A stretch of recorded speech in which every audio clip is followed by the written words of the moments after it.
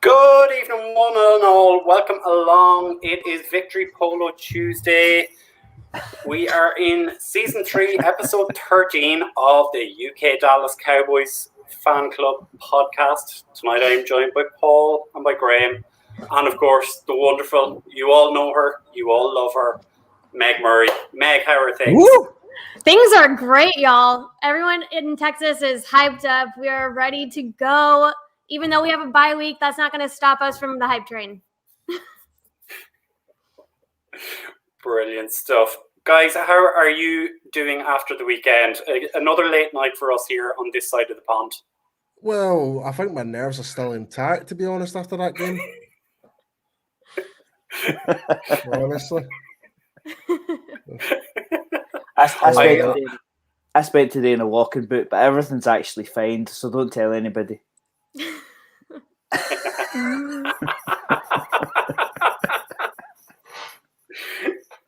So, as you can see, the comments are flying in, everyone welcoming in Meg into the show. Make sure, folks, you send those comments in. Let us know what was good, what was bad, your studs and duds from the weekend. There will be plenty of discussion on that.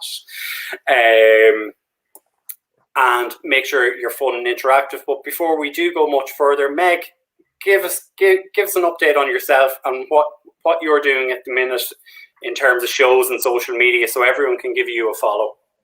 Oh, sure. So I am with Blogging the Boys, which is powered by SB Nation. I'm usually running the social media with Tony Catalina on Sundays. So any fun content you want to see from us on that channel, be sure to send it my way. But you can also catch me getting rowdy on Twitter. I believe I have my Twitter name down here at the bottom. So, yeah, always a good time. And I also have Girls Talking Boys with Kelsey Charles every Friday. So that's super fun. And I think we're going to do a progress report for the bye week, kind of look back at our pregame or preseason predictions. So check us out on Friday. Absolutely. And if anyone hasn't tuned into Girls Talking Boys, it is one of the best podcasts there are out there. So give it a follow and give it a listen. As we say, 35-29 at Gillette Stadium. We are 5-1. We lead the NFC East. And what's that saying, Meg? Dallas forever, Philly for never. And we have been proving it week after week. That is one of my favorite. That's one of my favorite sayings there, Meg. It really is. Good. We got to keep it alive. Let them know. Yeah. How nice was it? How nice was it to go into Gillette? I think is it still Gillette Stadium? Gillette Stadium, and not have to face TB12. It was quite refreshing, wasn't it? Mac Jones is coming along fine. He's doing extremely well for a rookie quarterback, but it was good not to have to face 6 Super Bowl rings like we normally have to do. Yeah, it's true. And I think I saw a tweet today, and they were comparing the rookie quarterbacks, and the drop off in completion percentage from Mac Jones down to everybody else was startling. Well, that's right. I mean, that's what happens when you manage to put a rookie quarterback into an established team. You've got an established offensive line, plenty of weapons on defense, and all of a sudden, when you put somebody in who's fresh off the street, they can actually find their feet and get the job done, as opposed to throwing them into a top 5 pick team that we've touched on plenty of times during. Lawrence is struggling.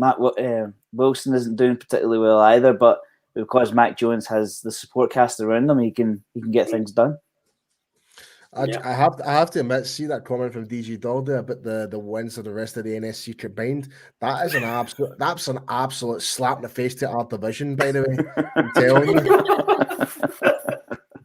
Right. I'm telling you. It's good. It's good to be on top right now. Yeah. I think apart from us, it's very much the NFC least now, so it is. I think we can park ourselves a little bit away from that. But oh no, I've got something to talk about, Brian. If you're just talking about the Cowboys, it's the NFC beast. There you go. He's still like that.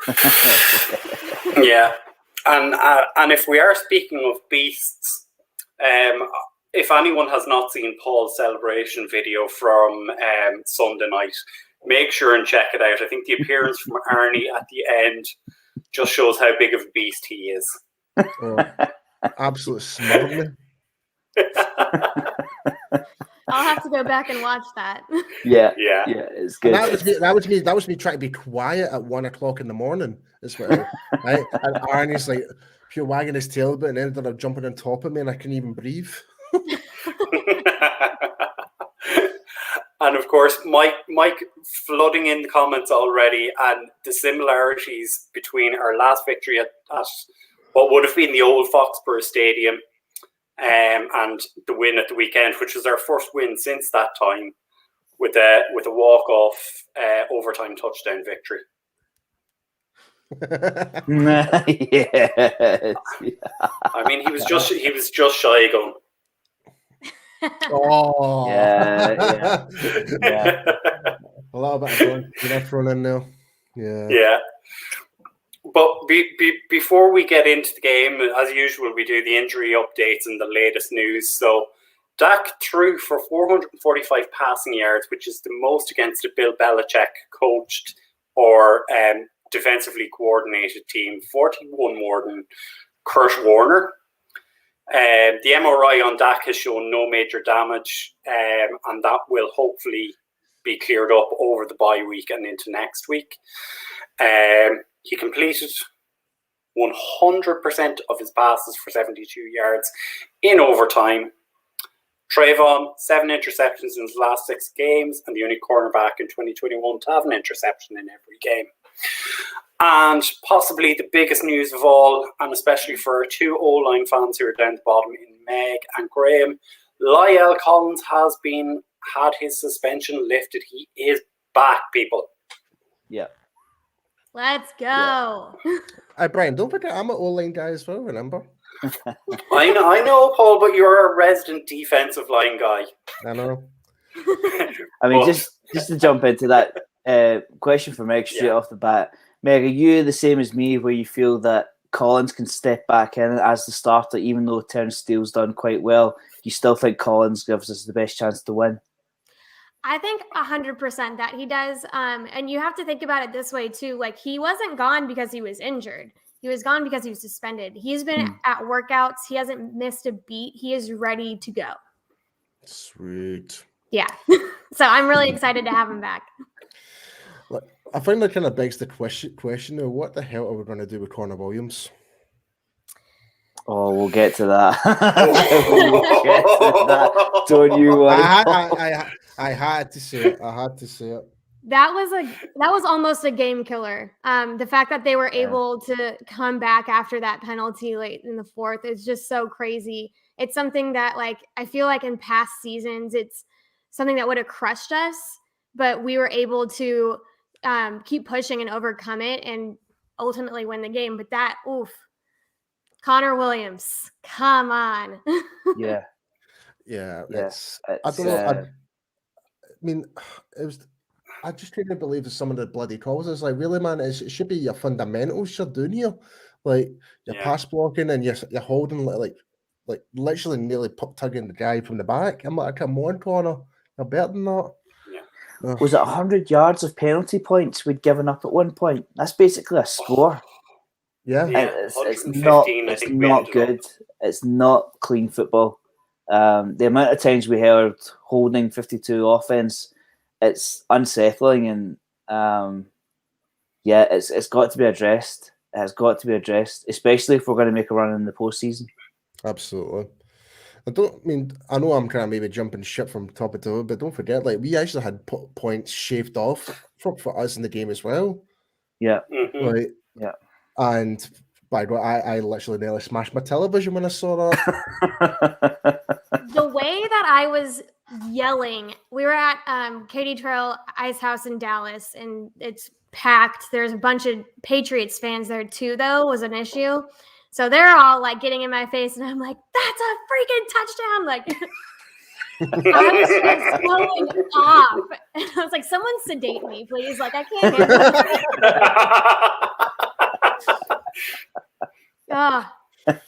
it." Yeah, but I was so confused. Like that, I think I was more confused about. So why the hell was this not actually reviewed as a point scoring by the referees? But they did it on the fourth. But they did it in the fourth down, and I'm like, come on. Well, and it's like, where did you think the ball was that he was holding? Like, he's not holding it down like by his crotch or something. Like, he's stretching the ball out. If his arms are anywhere, they're gonna be over the line. So because half of his body was already across the goal line. Yeah. I mean, when you actually see the overhead view, you're like, you just want to go up to the referees and go, you know what I mean? Like, are we dealing with Dr. Doolittle's for referees here? I think the saying is should have gone to Specsavers. That's how bad they were at the weekend. Yeah, Meg. We've got opticians here in the UK and Ireland called Specsavers. So everyone is blind. They just tell them, go to Specsavers, pal. Pretty much. And do we take it as read that we all cringed on the first QB sneak? Yes. When they sent him in for that's Mike McCarthy. Please do not do that on occasion. That's really scary. I think it was an interesting call, considering that you were having such a hard time getting a run going, even in short yardage. Like, they even had CD had a carry for 2 yards that got them like over to a first down. And just to think about how hard it was, why would you, and you're sailing through the air, why not try to take a corner shot or something? Like, I just thought that was kind of weird. So I agree with you, Graham. Yeah. I mean, we'll get into this with the offense, but I feel like they managed to keep Coop and CeeDee Lamb quiet for most of the game. Obviously, CD comes into his own, but it was just going back to my original point, it was scary. Don't send Dak up the middle, please. That's not good. That's our $40 million guy. Don't do that. I don't mind that call most games, honestly, because I mean, he's Dak Prescott. Like, he's usually going to find his way in there, and he did. But that was just, they were having such a hard time like getting a run going against them. So it was just kind of an interesting call. Yeah. So, do we want to mention Trayvon Diggs this early in the show? 7 interceptions in 6 games. Save that for the defense. Well, we're still on news and updates, but we can briefly mention it and go into nice detail later on. There you go. There we go. Do we want to mention the fact he scored as many touchdowns this season as his brother? No. That is a statistic right there. Do we also want to mention he has scored more touchdowns than that team up in Pennsylvania's first-round draft pick? Don't mention any of this, because for some reason Trayvon Diggs seems to be the best kept secret in the league, and quarterbacks they just keep targeting him. So if they're going to target Trayvon Diggs, let them do it and let them find out what happens, because there's plenty of tape. Now I'm seeing a defensive player of the year call out already. I'm kind of looking at MVP maybe if he keeps going the way he's going. Yeah. Gotta be in the discussion. We do have a great stat that we're going to pull up that Mike provided to us before the show. So we'll definitely come back to this and we'll circle back around. But if we get into the main bones of the show, and I'm just going to flick it up here. Let's talk.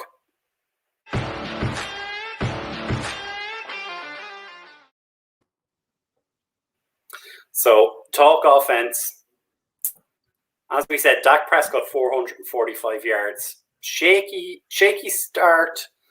Or not so much shaky start. I think he went 11 of 11 on his first 11 throws, but the interception towards the end of the first quarter. But after that, outstanding. Yeah, they made that point in the broadcast. I think Jones and Prescott threw for like 100% of their throws, particularly in the first quarter. So it was back and forth, and it was great TV. I mean, they would have wanted that to be the Sunday night game, particularly in the first half. But yeah, for the turnover and downs, that could easily have knocked us off our stride a little bit. And then obviously we had the interception, but they stuck with it. You know, they stuck to the game plan. They kept balance, even though they had to rely on, I think it was Cedric Wilson and Noah Brown got a lot of the big catches, particularly in the first half, and they kept Zeke kept going on the ground. They kept Pollard involved, Zeke in the air as well. 7 receptions for Zeke in the air. So they found ways to get around it, and it was really, really encouraging. And I'll leave some meat on the bone for you two guys, but for us to go behind a score and a bit more than a score, but to hang in there, especially in a place like Gillette Stadium, really, really impressive. If there's one thing that really stood out for me from Dak was not so much like the yards he gained and the 3 touchdowns, it was his leadership more than anything. How he just managed to rally up everyone and managed to get coming from behind, get points knocked off, then knock off his confidence, continue on, keep going, driving the ball down the lane, down the field, and we ended up getting the win in overtime. That to me is just a show of a true leader of our team right now, and he's worth every single penny that we paid for him. I don't care what anyone says. See anyone's a Dak hater, off you go. I'm sorry. Yeah, go on, Meg. Give us your thoughts. Sure. It feels like every time they set themselves back, they were able to kind of push through it, and that's something that when we say, like, I was cringing when they were calling this play, and I was holding my breath and stuff like that. It's just because in the past, even with a good team, even with Tony, even when it was Dak's first season, you would have those moments where it's like they would have a momentum and then they'd get stalled. And it was like, this game was kind of the perfect example of that, where in the past, like, I would just be like, okay, well, it's kind of, I don't know how they're going to come back from this. I just don't see them like being able to push through and get to the other side. So that's why this year is just so different. That's a championship quality in a team, is to like get knocked down and like not let it shake your stride and just keep going. So I was super excited to see how they clicked. That's a great point, Meg, because I don't know how many times throughout that whole game we had so many setbacks, whether it was holding calls, it was points taken off, it was Dak's interception.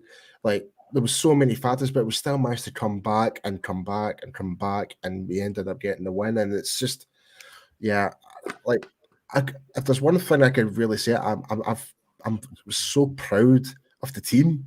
Like, I feel proud to be a Cowboys fan. How we actually, like you said before, like, there's been scenarios where we've done this before, people always crumble. Like, this year just seems completely different. It's like we're actually now turning over the book of what we used to do as bad habits. Now we're kind of like, well, we're still having bad habits, obviously, with the holding calls and that. But but in terms of the mental toughness of still trying to go out there and win the game, that. Oh man, yeah. I mean, we've like I said before, we've come from behind, but this is the year where our defense gave us that opportunity to come from behind. With last year's defense, the Cowboys would have lost that game easily. Don't remind me, man. What a huge turnaround! I mean, I think the interception and the block punt and the fumble was huge. I totally forgot about that. That game was huge. Luke Gifford. Yeah, definitely. Yeah. I mean, they talk about momentum. That was a huge swing in momentum for the Cowboys, just going into the half. And then we managed to come out and take the lead and hung in there till the end. A 360 performance from all three sides of the ball. I'll tell you something though, if you were to put down this game, when you put it down from a general fan's perspective, that's got to be up there one of the best games to ever watch in the past 10 years. Oh yeah. Easily. Yeah. Like it had everything, that whole game. Like from both sides of the ball, there was sacks, interceptions, pick sixes. There was controversial decisions by referees. There was overtime, like all on the line.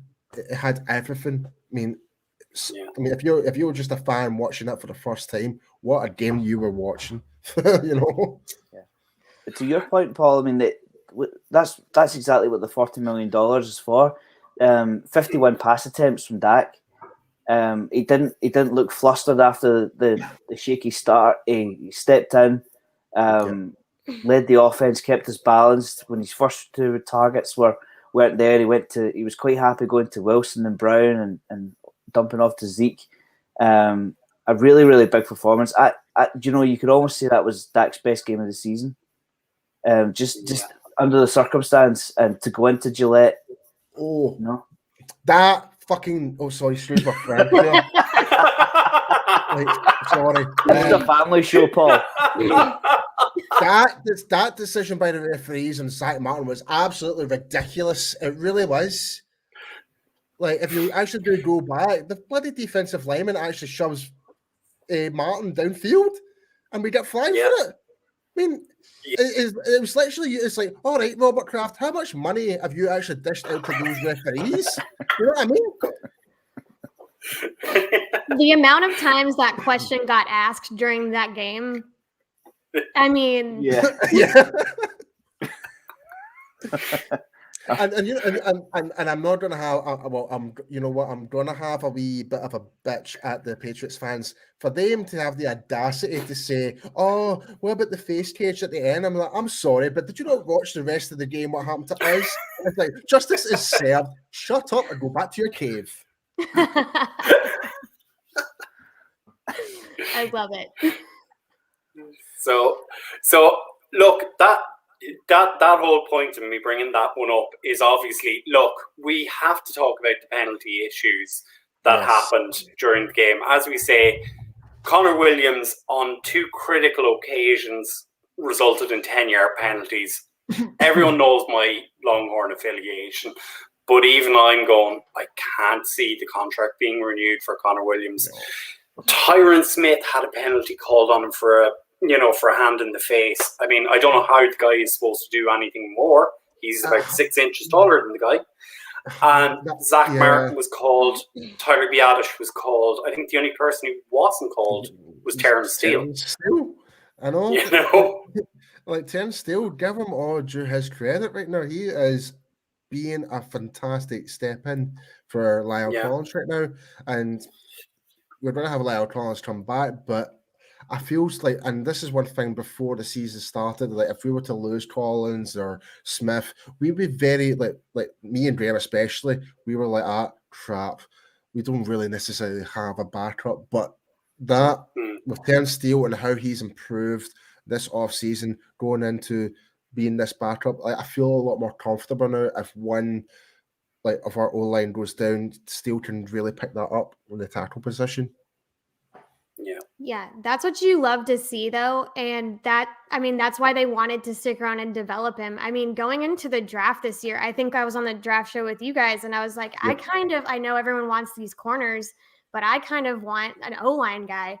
And I believe he went to the Chargers. Either way. And he did great, which was kind of annoying to me. You talking about Rashawn Slater? Yeah. Yes, I am. Yeah. But it's just great to see that you can have your starting all pro guys, and then they can be backed up by someone who will come in and not mess it up for you. That's Yeah, what and should be. yeah, Mike just made a great point. Even Ty Nation, a guy I thought, oh god, he could be a bit of a bottom steer at times, but he actually did pretty well considering filling in for Smith for those X amount of snaps. So yeah, but again, sorry, before we go any further, I do believe we have to issue a bit of a congratulations. It's only dawned on me. Yes, to resident host of our Thursday night show, Mr. Mike Collins, Yep. Rian Holland, Yeah. Travis Holland, and welcome along to baby girl Holland, because I can't remember her name right now. It was something cute. That's all I know. Yeah, no, I think it was Elliot, and I'm pretty sure like Mike. Yeah. I'm pretty sure Mike decided on Elliot because it was the closest thing to Ezekiel Elliott. Does Ryan know that? that you could get away with. You could get away with. I'm pretty sure that's the outcome. But to Mike's point there, like even given all the changes along the O-line during the game, they still gave up 0 sacks with those substitutions. I mean, they're coming back to what they were a couple of years ago in being that great wall of Dallas. And just for confirmation, here we go. Yeah, I knew it. Love that. Yeah, that's it, confirmed. Hashtag don't tell the wife. Before the start of the show, Brian, we were discussing who are the best 5, and I brought up the tweet from Brian Broaddus. He said that the team see Collins as a tackle from now on. But I still think the discussion's there to be had. Collins came into the Cowboys team as a left guard. That's where he got his start. And it wasn't all that long ago. You know, if you want to get your best 5 on the field, for me it's Collins at left guard, and you leave Terrence Steele where he is. I have to say I never thought I would see myself saying that, because like Meg, I was particularly O-line during the draft. I thought Rashawn Slater could have come in and covered up for a questionable position. When you talk about, we haven't even talked about Connor McGovern. There's just no consideration that McGovern could take over from Williams. That discussion isn't even there. Or even by Adish, like the comment says. Yeah. There's still question marks there whether over Williams, particularly it being a contract year. Like you say, Brian, I don't see them making any kind of huge offer to Williams, despite being a starter. I think they can bring in help at left guard.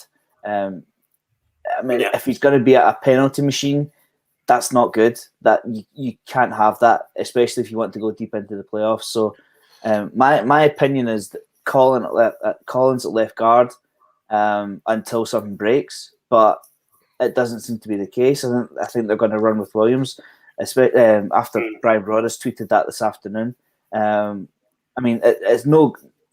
It's not bad having Terrence Steele as swing tackle. That's great news. And we saw that Tyron Smith had to go for an MRI during the week. So, long season. But yeah, my best 5 guys include Collins and Steele on the same line. But that's obviously just me because the team see it differently. So, Meg, if we were to throw this over to you, like what is the view out in Dallas right now in terms of the offensive line? Because we saw the comment there, I think it was from Mark, say, is there any consideration of, giving Connor McGovern a chance at centre? I mean, for me, he deserves a place on that O-line. He's done enough, but he never seems to get a consideration. So what's the feelings out there right now? From what I've heard, that's definitely not off the table. They tend to like to do this whole trial by fire thing with their rookies. And given the limited options in some positions, that's just kind of what they had to do. I don't see why giving McGovern a go is like something that couldn't happen if Tyler continues to have issues. I think they'll try to play intact with him, but we'll see. But yeah, he's not very liked right now. If people know who your center is, like that's probably not good. Unless he's Travis Frederick, but that's different. Yeah. And for anyone that doesn't know, Mike made sure to remind us that his son Travis is named after Travis Frederick. So that's how famous As Travis he should is. be.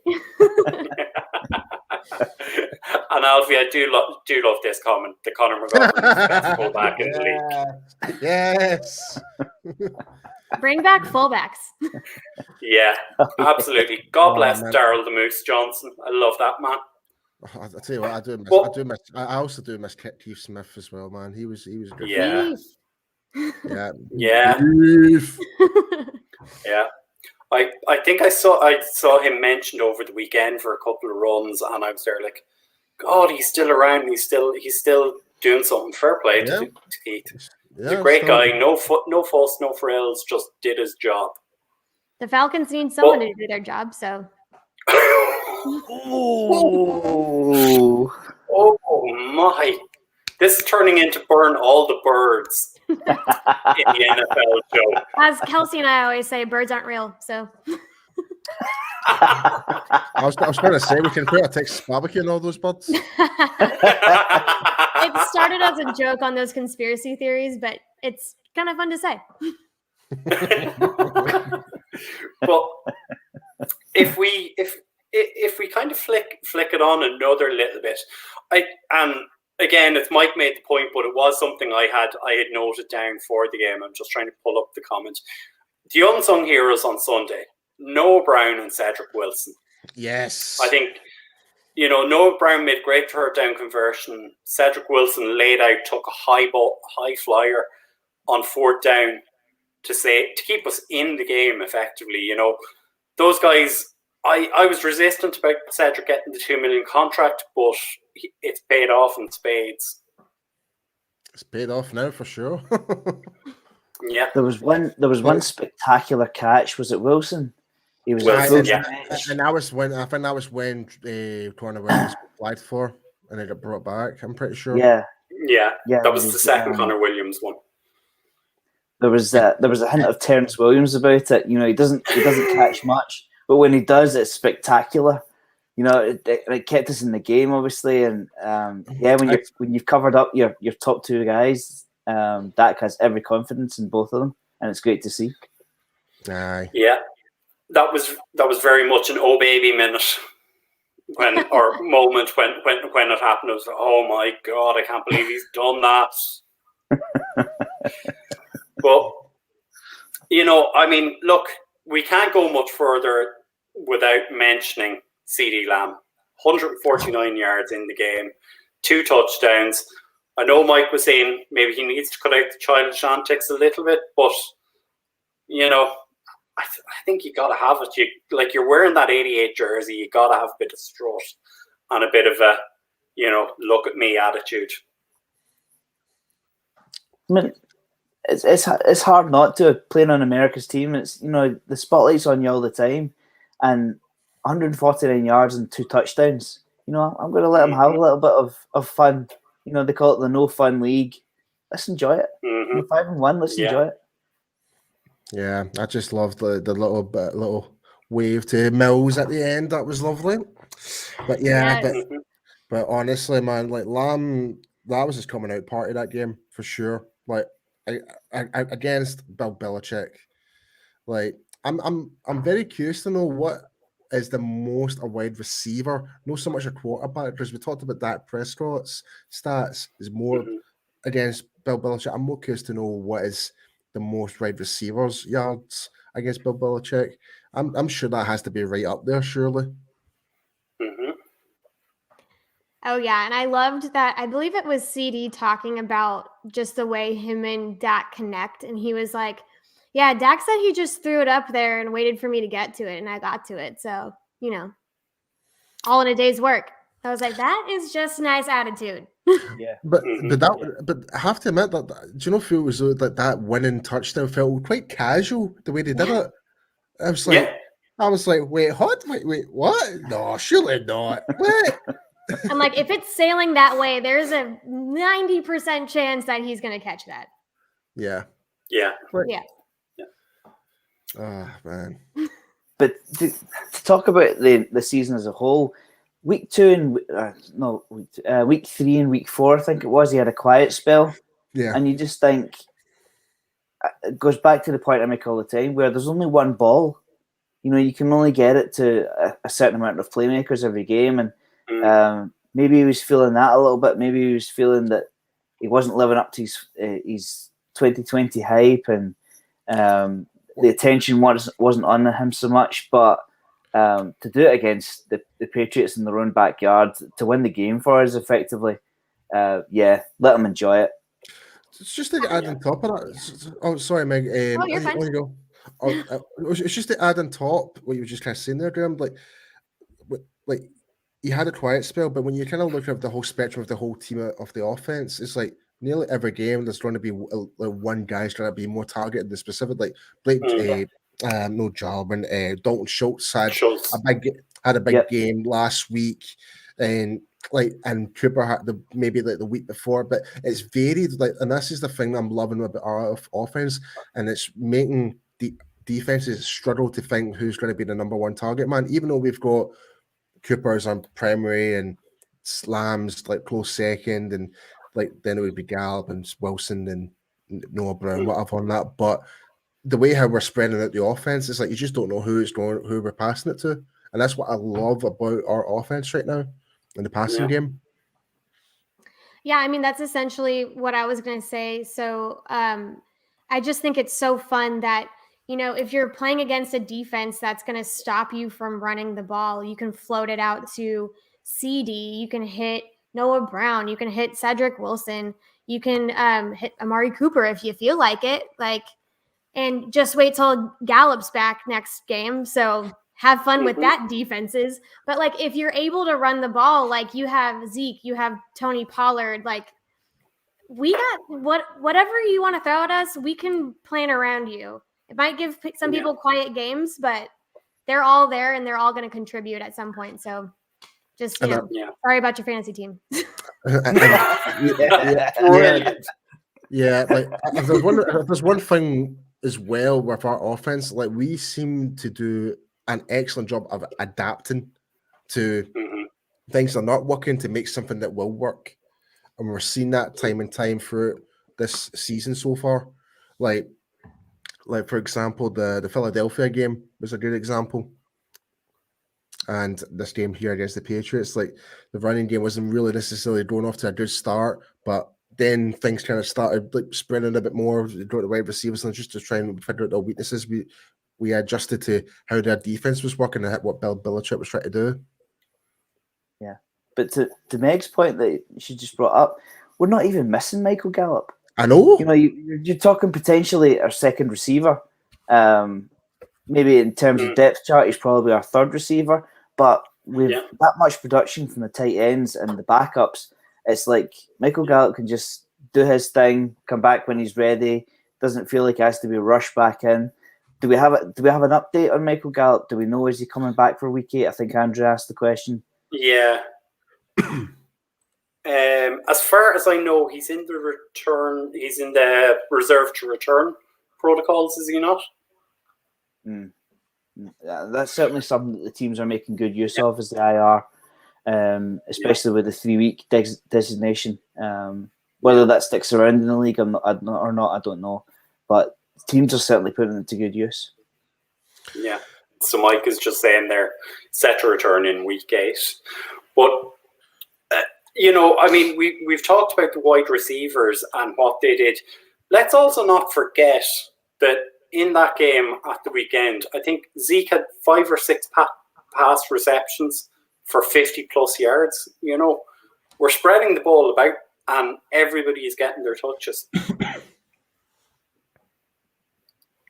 Yeah, I mean, nine targets, 7 receptions for 50. The question, I'll go back to the Good Morning Football segment where the question, is Zeke still the starter? That looks like a fairly silly thing to say right now. Once given a couple of weeks worth of evidence, I'm sorry, they're a bunch of idiots. I'm just like, if there's one thing about me, I have no filter, and doing on football, just too focused on fantasy football. They can just jump off a cliff, really. Meg, what's your opinion of Good Morning Football? Do you think that they're out to say things to catch fire? I think everyone's out to see things catch fire especially like you can count on your, like, I think Kelsey and I did an entire podcast episode on this one time. It's just like you can count on your local media to give you like real, like, what's going on the ground stuff. But when it comes to the national media, and I'm not going to fault them for this because it's their job. But it's just, you want to get that spicy takeout. You want to get a fan base mad at you. A really easy one to get mad at you is the Cowboys. So say whatever you want to say, and you're going to get a ton of clicks and a ton of people engaging with your post. If you're talking trash about them, when you're being nice about us, we don't need to defend ourselves. So like that just happens a lot. Yeah. Just talking on posts. Yeah. I did. That's why Stephen A. Smith is so popular. Oh no! I did see a post from RJ. The Cowboys beneficials, like, from the referee now stands at 3. The Patriots have had like 3,500 beneficial refereeing decisions. So, you know, it's just we're enjoying a bit of good luck for the referees just now. But I thought it was an amazing tweet, and it caught fire, like you say. People jumped all over it. Well, if you're riling up both fan bases too, like the Patriots have quite they're everywhere as well. So it's always interesting when you can pit us against each other. Just start a war on the internet. Yeah. Mark is now bringing fire and adding to Mego's birds are real thing. Do you know their one song that's like, no one likes us, we don't care? No. They're like, no one likes us, no one likes us. They sing that and they're like, we're from Philly, effing Philly, no one likes us, we don't care. They care a lot. Oh yeah. They're lying. They sing it like loud and proud, and they care so much.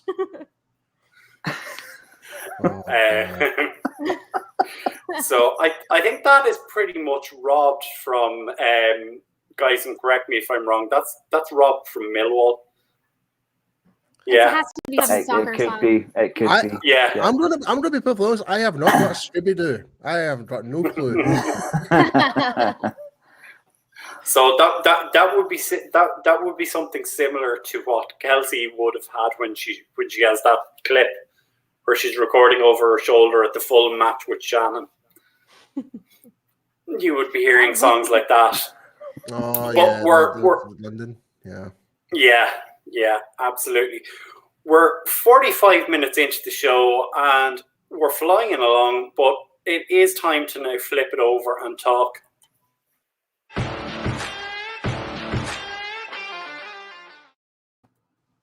Oh yeah. Did Trayvon Diggs intercept that segment? He did.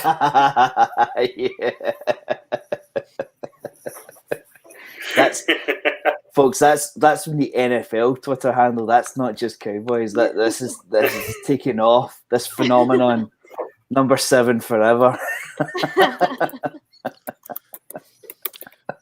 It's like, the NFL's Instagram bio was Trayvon Diggs intercepted our bio. Yeah. How good does the 2019 draft class look right now? I mean, really? Very good. I mean, thank you to the other 31 teams for allowing us to draft that combination, because that was crazy. I remember back to draft night, we weren't so sure about Lamb, where he went. We thought we were stacked at wide receiver at the time, but I take it all back. Oh, I love this scroll at the bottom. Yes. Brian couldn't have done it fast enough. He's seriously typing over there. I know, it's like you're angry taper. It's like Oh, brilliant. But yes, Graham, to your point, I think we just stick Jerry on the yacht every year and call it a draft, because that he clearly had something going on over there. Well, whoever Jerry was drinking or smoking, I want some of it, Jesus. Because that draft was unreal. And you can even say with this one with the rookies that are stepped in, especially the defensive side of the ball, like Golston, Odigizua, everybody, like they're all playing their big part within that defense right now, and we're starting to see that quite a lot. We've still to see the effect from the rookie corners as well. We've rarely seen them. We've not even seen what's his Kelvin Benjamin. Neville Gallimore? Yeah. Kelvin Benjamin. No. Kelvin Joseph. I always say Kelvin Benjamin. I don't know why. Kelvin Joseph. That does flow. Ryan. Sorry. So Bossman 5. We've not even seen him yet. So our best judge, just like Mike said during the year, it has to be something on this. Yeah, defo. Yeah.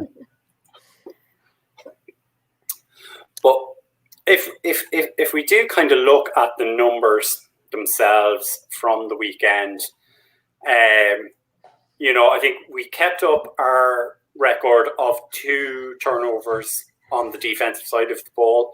I think it's 10 games in a row now that we've done that. Paul, defensive line, Randy Gregory.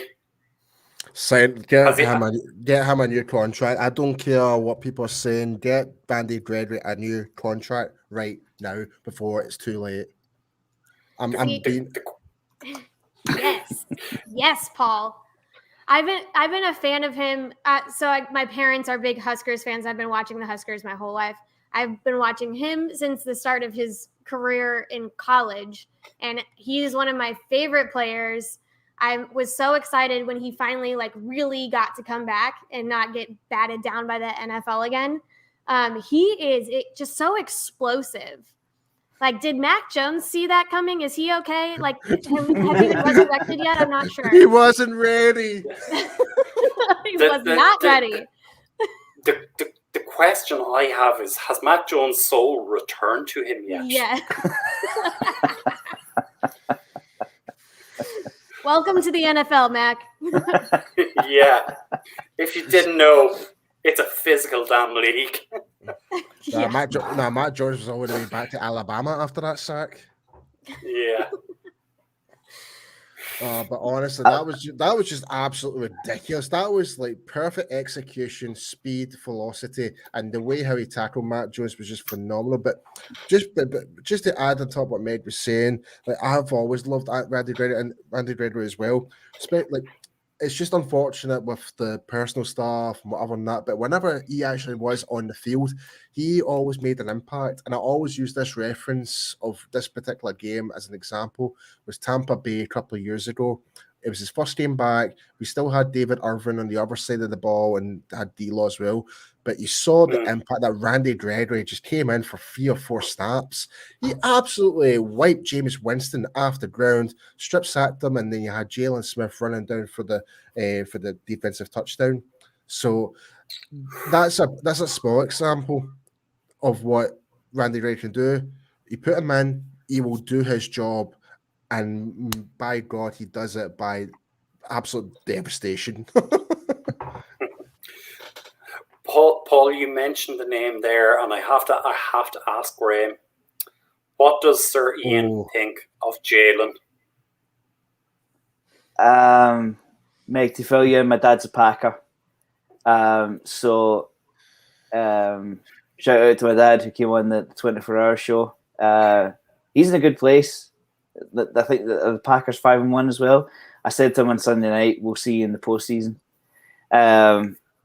But yeah, he's not overly impressed. We were watching the Packers game, just basically because it was the first game on, and he said, "Why have the Cowboys released Smith at this point in the season?" I said to him, "Well, we're basically having such good play from our rookies that he doesn't really stand up to the contract. That's my understanding of it. There's loads of different threads." but he's not playing that much for the Packers either. So it's not. I don't know whether it's a brand new system that he has to learn, but he's not seeing the field for a second team.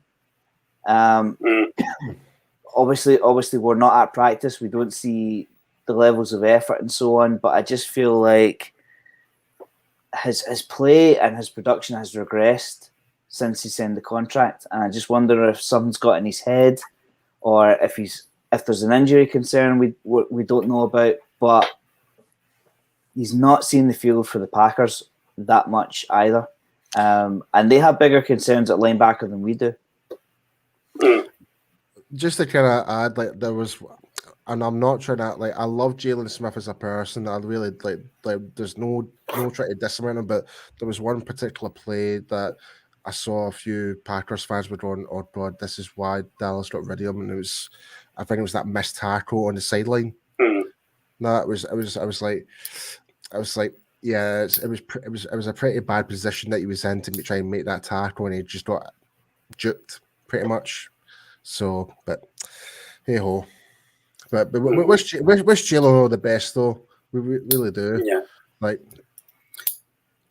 I mean, it's just on that. I mean, the defensive scheme we seem to be running right now is see ball, get ball, speed. Get to the ball carrier, and that seems to be. I would have thought that was Jalen Smith's game. Not overthinking things, pursue the ball, sideline to sideline, let the play develop. And he just never really fit in. But I think, on the other hand, it's the play of Keanu Neal.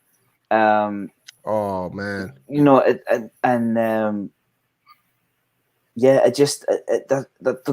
doesn't seem to be a fit anymore for Smith, and I just think it's a shame the way it ended, because I was delighted when he took. It seemed to be a team-friendly deal at the time. He took a team-friendly deal, and I was delighted at that particular time. But it just seemed to have regressed, and it's a shame. Yeah. I mean, you just mentioned Kersons, and I mean, if there's one thing we can add in as well is all these free agents coming into, like, you've got the rookies, but you've also got the free agents that we brought. Well, not free agents, but the acquisitions from off season we brought in. Like, whether it's like Urban, Tezzy, Chaos. I mean, even Hooker now is starting to really develop now. Like, I mean, choose your poison. Pretty much, it's going to be good. Yeah. It would be remiss of me at this stage to not ask Meg, what did you make of the hit by Jabril Cox on Daniel Jones? I love Jabril Cox, and now Daniel Jones knows who he is. So take that, Danny. Poor Danny Dimes. Poor Danny. But what were the feelings around Dallas about Jalen's departure? He's very, what we would call, Marmite player. It's a love-hate with him. Is similar for you guys? Yeah. So who are we talking about? Jalen Smith. Jalen, I was just asking Meg the reaction in Dallas. Yeah, so I think a lot of people. Okay, so it was a mix of either people were mad at him about changing his number and just being a distraction. And then there was also people that were like, wait, why is he leaving? I don't understand. So it's like it kind of snuck up on everybody, if that makes sense. Yeah. I just find it so interesting that he did change his number and he had to buy out his old number from the pro shops and stuff like that. Like, he spent a lot of money to get traded. I think it was like $150,000 at least. Yeah. Out of his own pocket to try and make up the balance of all the not wasted merchandise, of all the merchandise was already printed and out at the shop, and no one was going to buy 54 anymore. There was no point, so he would have to buy it himself. So yeah, that's I wish I had one for him. He didn't see it coming either, if that's like something he was going to invest in. So it was wild. I mean, if we were to see something, it would have been more like in towards the season. Yeah. Like especially how the cap and all that is going to work. But I think we were all surprised about the whole Jalen Smith cut.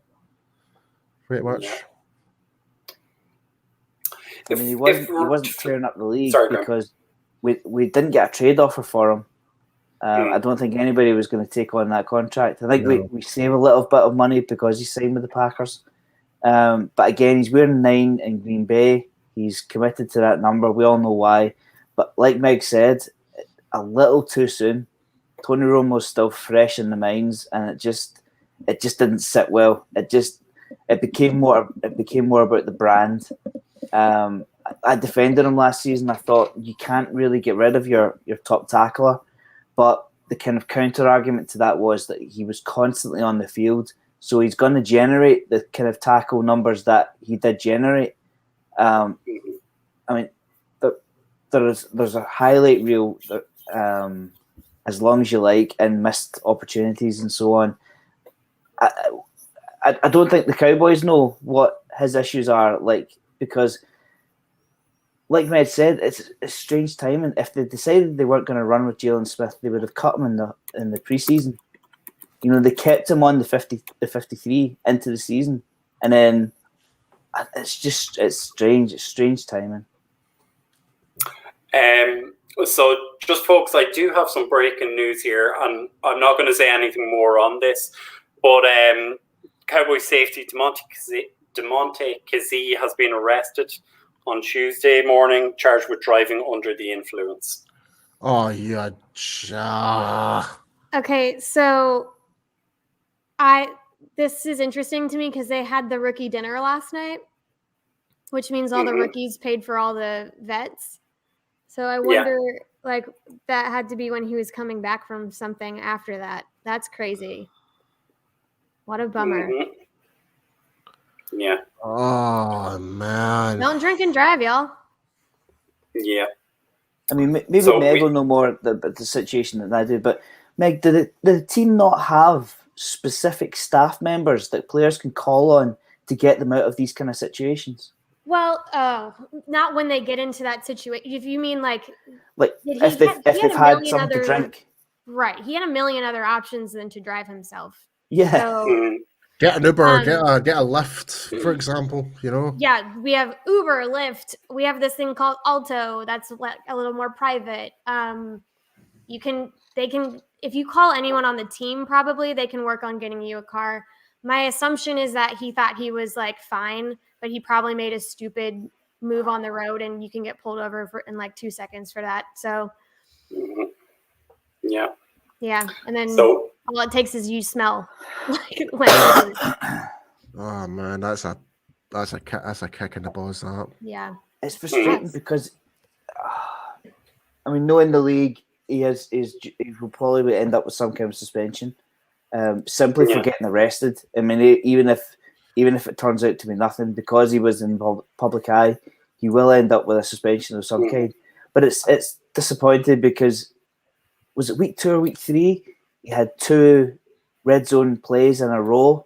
He managed to cause fumbles inside our own red zone and break down and change momentum of the game, and to go and do something silly like that. I mean, obviously this is breaking news, so we don't know the full details of it, but it doesn't sound good.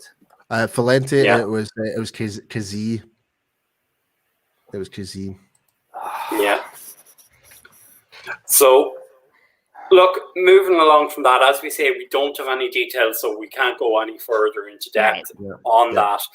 Bringing it back to the game itself, I mean, I think, to be fair, this was one of the quieter defensive line performances that we had. I think the O-line for the Patriots were quite good in protecting Mac Jones. Our linebackers had a quiet game as well. I don't think they were making as much of an impact. And Micah had as quiet his game since he joined.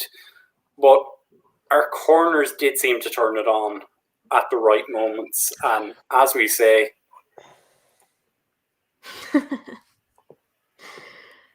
Yeah, he did. I think it's important to note that Diggs made a huge impact in the game, but he was having a hard time in coverage. Yeah. But I mean, still, like being there right when you needed to be there, like what more can you ask for? And like I just feel like Bill Belichick had a plan for this defense out of the gate. Now they were able to adjust and like kind of get their footing, but they kind of came out and punched them in the mouth. Yeah, because there's a good moment during the game for the Patriots. They were just running the ball right through the middle, like smash mouth football. Yeah. It's like something that we would do with Zeke, but we weren't expecting it from New England at all, and we were like caught off guard more than anything. So I mean, Belichick's famous for taking away your strengths, both sides of the ball. Maybe they opted to take away Micah Parsons. Maybe they decided to run the ball up the middle to avoid Parsons, to exploit a particularly young area of the team. But the way our defense is playing, you can't take away all the weapons and number 7 turn up big. Yeah. I'm telling you, man. I was just going to add on top, man. It's just like when you look at overall as a defensive front seven, rather than I'm just thinking about linebackers. Like we actually had a relatively good game. There was moments where like nearly every player had at least 3 tackles in that game. I think have you got the stats there actually, Brian? Yeah, I can throw the stats back up now. Just give me 1 second. There we go.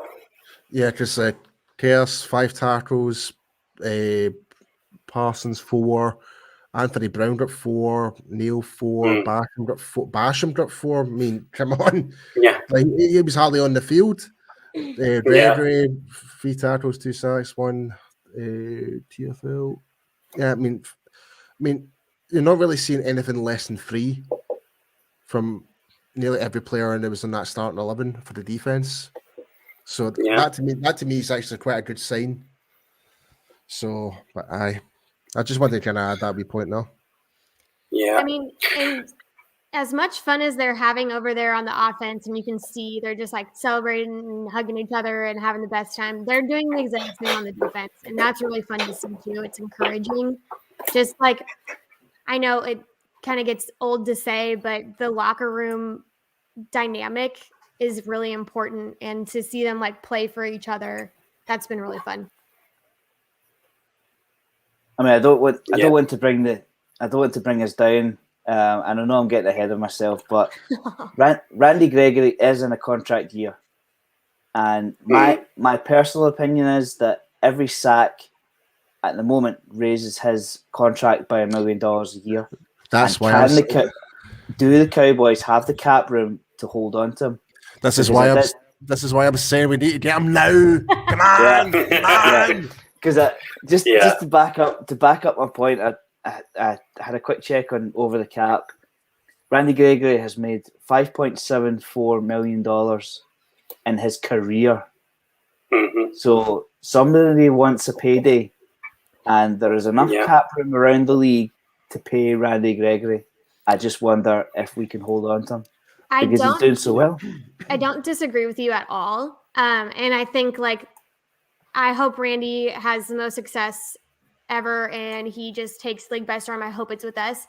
I do think that given what I'm hearing, that there would be a deference given to the Cowboys because this has been his home. They've been here for him.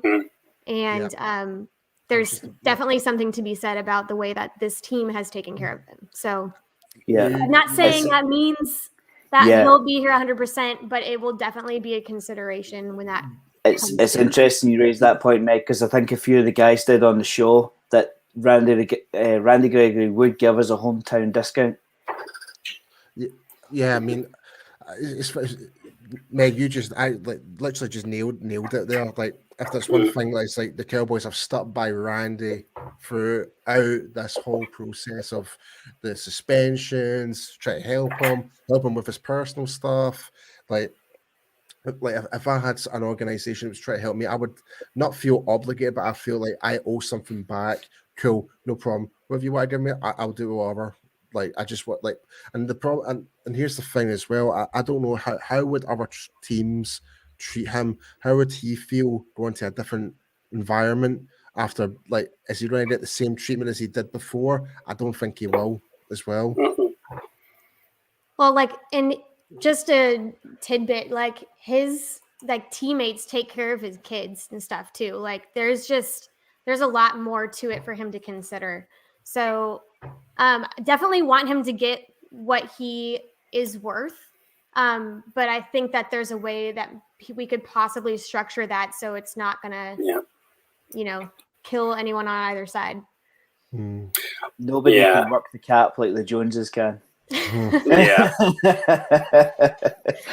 Like, I'm on record as saying I think Stephen will get this deal done, and it'll very much be a back end deal. Is that they know the cap is going to rise significantly in 2 and 3 years, and that's where they're going to put a lot of Randy's money. And if needed, then they can massage it and bring more and convert it to signing bonuses as that cap space goes up. But I can't see them allowing him to walk. And again, as Meg has said, the letters of support he got 2 or 3 years ago from, as we said, Jason Witten, Jeff Heath, Zach Martin, Tyron Smith, all those guys begged Goodell to let him come back to the facility. So I think he will remember that. As we said, I think this was something I found out about 2 weeks ago, is he has the highest SAT score of anyone that the Cowboys have ever scouted. So he's a smart guy. He knows what he's doing. But if we do talk about some of the, our secondary play, I mean, as we say, it wasn't perfect on the day. And, yes, Trayvon got his interception, which he returned, but he was beaten on the very next play with the exact same play, Yeah, I don't know if there was a clash of miscommunication. Who was the other player? Was it KZ? KZ, yeah. There was I don't know who really is at fault, but there was a lack of communication from both of them from that way. But either way, it cost us. That this should have never have happened. Yeah. But I think the good thing was that both of them took responsibility for that. I mean, Trayvon took it straight on himself. You could see him on the sideline, but I mean, he apologized after the game, and because he was there, no, that was on me. So there's a huge amount of accountability amongst themselves with each other, and we haven't seen that in recent years. You again, Brian, you're on the ball with that one. It's like, when have we ever seen our defense actually take accountability on mistakes, saying XYZ? Nah, I messed up. Like, it's very, in fact, really, it is kind of rare you see defensive players take any responsibility and any miss. Like, but they made it up. I'm at fault. Like, I promise I'll get better. Like, it's like, fair play. Do we need to do? Just improve, make sure it doesn't happen again. Fantastic, That's a really good point, Paul. Like, do you think maybe Dan Quinn is kind of behind that a little bit to a degree? 100%. Yeah, like, let's take accountability. And I think, and the thing when you just mentioned Dan Quinn, I think the one thing about these players, like, they want to play for Dan Quinn. They don't want to upset him at all, because they love playing the system that he's brought to Dallas right now. Like, if they make any mistakes and not take accountability, Dan Quinn's going to like, okay, well, who's the next man up? Who could be something like that. But I mean, I don't know what Dan Quinn's like personally, or what he's like coaching wise, but everyone seems to love him around, like, even like the writers and like everybody in the building. So that's encouraging. Definitely. Yeah. We're definitely seeing the fruits of his labor in that defense this year in comparison to Mike Nolan's disaster. Sorry, I'm throwing so much shade tonight. So much shade. That's true. So, Seth, we have covered this earlier. We don't know any more facts other than he was arrested this morning for a DUI.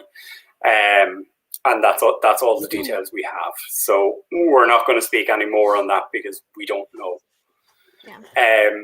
But one thing, and again, one more thing I will say on it, we certainly do have the safety depth this year to deal with it. True. We do. And Jeff Heath is only one call away. So. Oh, Meg. You know he is, Meg. Oh, no. Meg, we just extended the show by an hour. Look at his face. Yeah. You know me and Brian are on the same page on this, right? Like, yes, I know. I mean, he is only down in New Orleans. It's a phone call. We're only 7 hours away. Come back to Dallas. Come home. You know he still has the house in Dallas, so you can come home at any time. Pretty sure he's in my neighborhood. I haven't stalked him though, I swear. So I'm on a plane over tomorrow morning, Megan. Let's check this out. Sounds good to me. That's a good question. I've got a good question from Valenti here. What's the word on D-Lot and Gallimore? I think as far as returns go, it'll go Gallup, which I believe someone said was week 8. You'll see Gallimore shortly after that, and then D-Law after that from the press conference. I cannot wait. That was from Dan Quinn, I believe. Yeah. Yeah. So sorry, we did say at the top of the show that we did have a quite interesting stat. So, and it was, as we say again, on Trayvon Diggs. So, Mike has made... He is so excited. So Mike brought this up. He said Trayvon Diggs is on pace to break 3 records this season for a cornerback. For total penalties, total interceptions, and yards allowed. With the pace he's on, he has the potential to allow 1,119 yards. And I believe he's on track for 19 interceptions. What? I get the on track thing, but no. Yeah. I mean, as soon as let's circle back to this, Graham. Yeah. I mean, as soon as teams start paying attention to the tape, I mean, surely, who are the big hitters on the Cowboys defense? 7, 11, 90. It's not a secret. It's not a well-kept secret. Go and watch the tape. Graham, that was not a commercial for 7-Eleven, by the way. Other retail stores aren't real.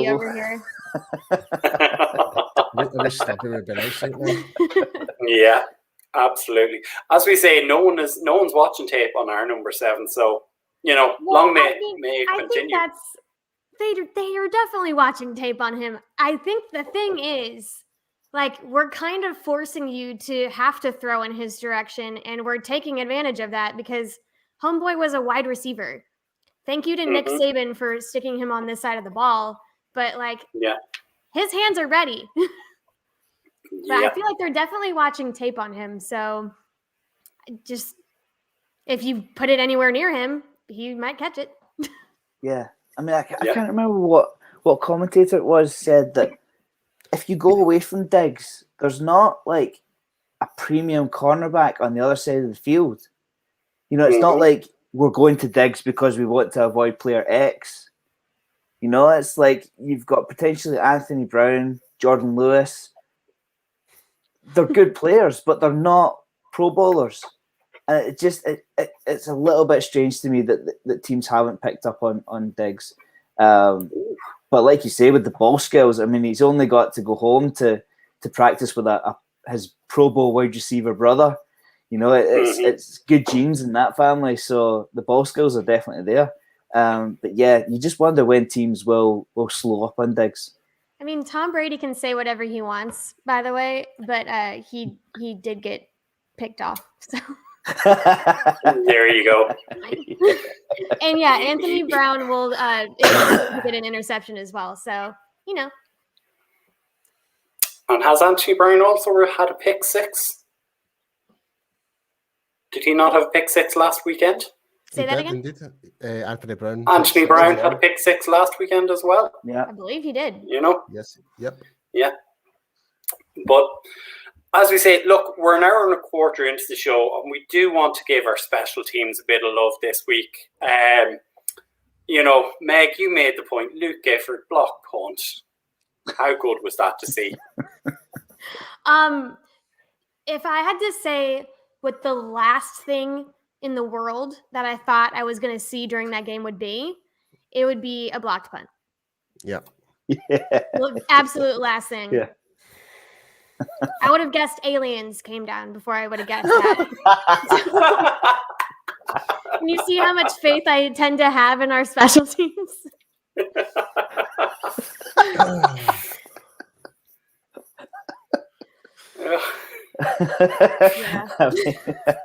Yeah, it's you roll the dice with our special teams. Bones Fassel loves a trick play, loves to make an impact, and this was a good week. Let's just say that this was a good week. It's literally that wee video clip of Ice Cube just driving by. So today was a good day for special teams. Yeah. Bench most of free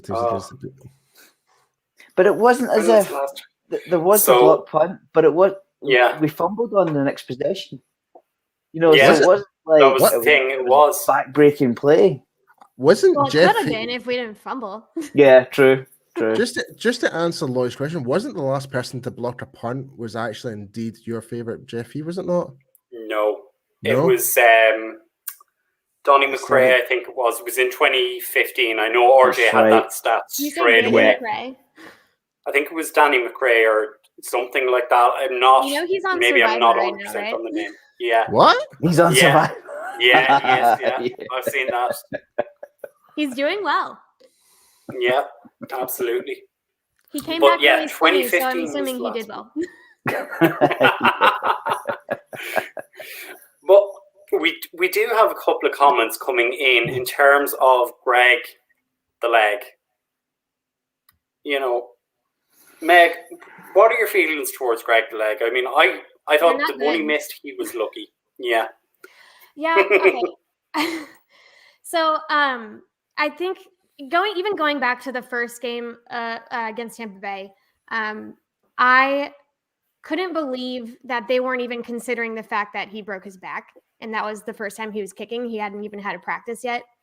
So, like, I gave him a pass a little bit on that, because I feel like that was more of a managerial issue than anything.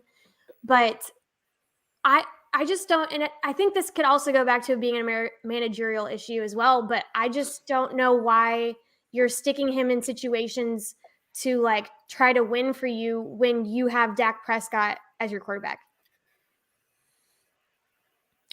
Right. Okay.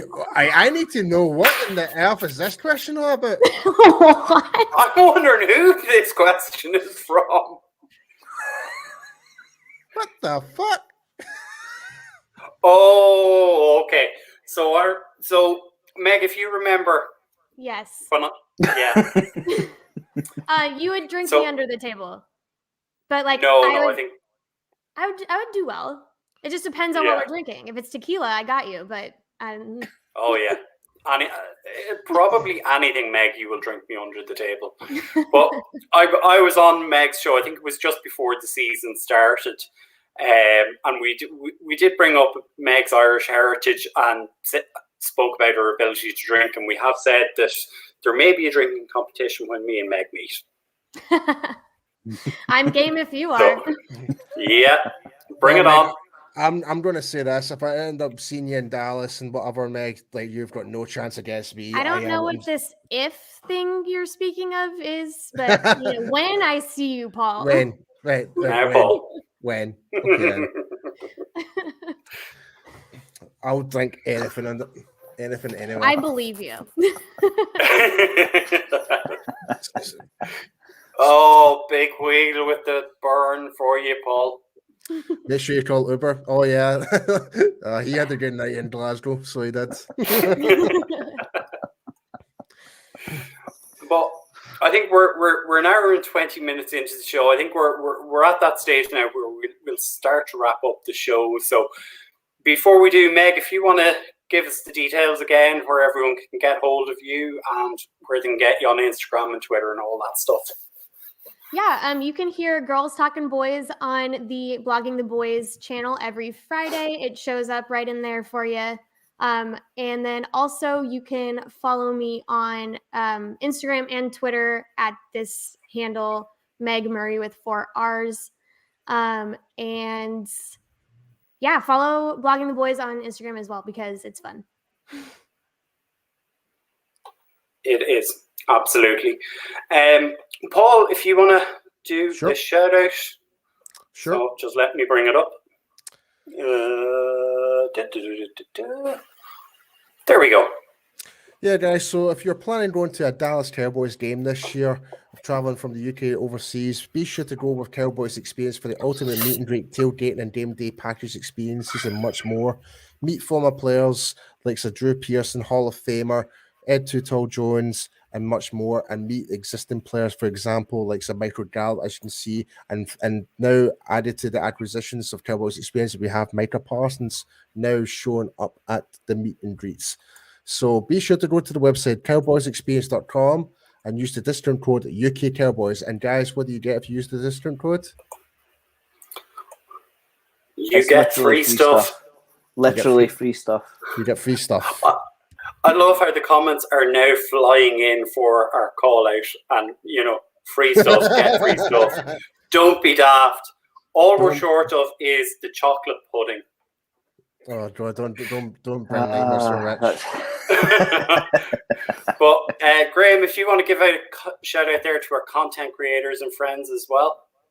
Yeah, just make sure you go and check out all of these guys. I'm sure you've come across most of them, whether it be in our shows or if we've gone on their shows or if we've shared any of their content. It's all good stuff, and we're all particularly enjoying the 2021 season so far. So all of our guys are having a great time.